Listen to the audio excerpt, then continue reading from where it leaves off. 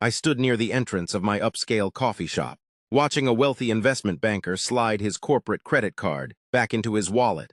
And then I watched him do something that made my blood run completely cold. The banker, Harrison, was a guy known around our neighborhood for his massive ego and treating service workers like absolute garbage. He had just been handed his morning espresso by our newest barista, Daniel, a 19-year-old kid who was legally blind but worked incredibly hard, using a specialized text-to-speech register to pay for his college books. As Harrison turned to leave, a crisp $100 bill slipped out of his pocket and fluttered onto the floor. Daniel felt it hit his shoe, picked it up, and immediately called out, "Sir, wait, you dropped your cash."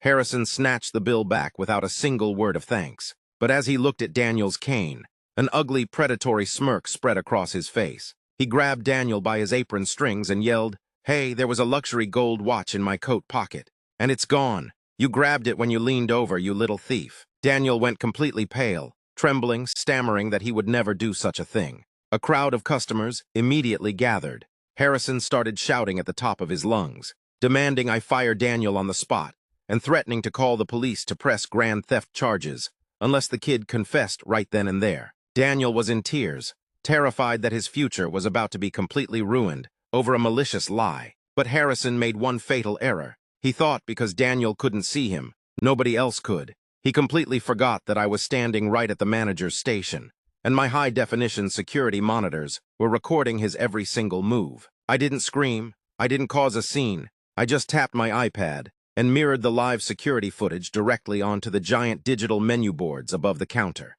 The video played in crystal clear quality, right in front of the entire crowd of customers. The footage clearly showed Harrison walking into the shop, and he wasn't even wearing a watch. In fact, his coat pockets were completely zipped shut the entire time. He had fabricated the whole story just to bully a disabled kid, get his catering order comped, and show off in front of the crowd. The silence in the coffee shop was absolute. I looked Harrison dead in the eye, banned him from the property for life, and called the police who were waiting right outside. They arrested him on the spot for filing a false report and attempted extortion.